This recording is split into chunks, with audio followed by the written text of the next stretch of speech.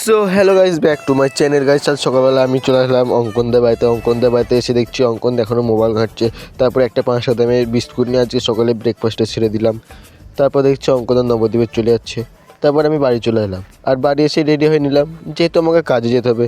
তাই কাজে যাওয়ার জন্য রেডি হয়ে এখন বার হয়ে গিয়েছি কাজে যাওয়ার জন্য। এখন আমি যাচ্ছি আমাদের গাইজ বাঁধের রাস্তায়।